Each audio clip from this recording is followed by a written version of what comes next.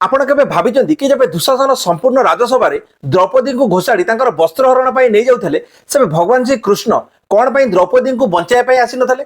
ଯଦି ପ୍ରକୃତରେ ଏପରି ହୋଇଥାନ୍ତା ତେବେ ବୋଧହୁଏ ଆଜି ମହାଭାରତ ଯୁଦ୍ଧ ମଧ୍ୟ ହୋଇନଥାନ୍ତା। ତେବେ ଏ ସମ୍ବନ୍ଧରେ ଥରେ ଦ୍ରୌପଦୀ ଭଗବାନ ଶ୍ରୀକୃଷ୍ଣଙ୍କୁ ମଧ୍ୟ ପ୍ରଶ୍ନ ପଚାରିଥିଲେ ଆଉ ଉତ୍ତରରେ ଭଗବାନ ଶ୍ରୀକୃଷ୍ଣ ଏହା କହିଥିଲେ କି ଦ୍ରୌପଦୀ ଏଥିରେ ମୋର କୌଣସି ବି ଭୁଲ ନାହିଁ। କାରଣ ଦୁଶାସନ ଯେବେ ତମକୁ ନେଇ ରାଜସଭା ମଧ୍ୟକୁ ଯାଉଥିଲା ତେବେ ସର୍ବପ୍ରଥମେ ତମେ ତମ ନିଜକୁ ବଞ୍ଚାଇବା ପାଇଁ ତମ ଶକ୍ତି ଉପରେ ବିଶ୍ୱାସ ରଖୁଥିଲ ଆଉ ଦ୍ୱିତୀୟରେ ତମେ କେବଳ ମୋ ବ୍ୟତୀତ ରାଜସଭାରେ ଉପସ୍ଥିତ ଥିବା ସଭିଙ୍କୁ ତମ ନିଜକୁ ବଞ୍ଚାଇବା ପାଇଁ ତାଙ୍କୁ ନିବେଦନ ମଧ୍ୟ କରିଥିଲ। କିନ୍ତୁ ଗୋଟେ ସମୟରେ ଯେପରି ତମେ ହୃଦୟଙ୍ଗମ କଲ କି ଏବେ ସବୁକିଛି ଶେଷ ହୋଇସାରିଛି ଆଉ ସ୍ୱୟଂକୁ ବଞ୍ଚାଇବା ପାଇଁ ଆଉ କିଛି ବି ଉପାୟ ନାହିଁ, ସେବେ ଯାଇ ତୁମେ ମତେ ବଞ୍ଚାଇବା ପାଇଁ ସାହାଯ୍ୟ ମାଗିଥିଲ ଆଉ ସେବେ ମୁଁ ମୋର କର୍ତ୍ତବ୍ୟ ମଧ୍ୟ କରିଥିଲି। ମନେ ରଖିଥାଅ ଦ୍ରୌପଦୀ, ମୁଁ ଦ୍ୱାରିକା କିମ୍ବା ବୈକୁଣ୍ଠରେ ନୁହେଁ ବରଂ ମତେ ପ୍ରେମ କରୁଥିବା ମୋ ଭକ୍ତଙ୍କ ହୃଦୟରେ ମୁଁ ସର୍ବଦା ବିରାଜମାନ ହୋଇ ରହିଥାଏ। ଆଉ ସେଦିନ ଯଦି ତମକୁ ସାହାଯ୍ୟ କରିବା ପାଇଁ ତମେ ସର୍ବପ୍ରଥମେ ମତେ ସ୍ମରଣ କରିଥାନ୍ତ ତେବେ ତମ ସାମ୍ନାରେ ମୁଁ ସର୍ବପ୍ରଥମେ ଆସି ଉପସ୍ଥିତ ହୋଇ ରହିଥାନ୍ତି। ତେବେ ଭଗବାନ କୃଷ୍ଣଙ୍କର ଏ ଉତ୍ତର ଶୁଣି ଦ୍ରୌପଦୀ ଭଗବାନ କୃଷ୍ଣଙ୍କୁ ନିଜର ଭୁଲ ପାଇଁ କ୍ଷମା ମଧ୍ୟ ମାଗିଥିଲେ। ତେବେ ଭଗବାନ କୃଷ୍ଣଙ୍କର ଏ ବାଣୀ ଆପଣଙ୍କୁ କିପରି ଲାଗିଲା କମେଣ୍ଟ ମାଧ୍ୟମରେ ନିଶ୍ଚିତ ଜଣାଇବେ।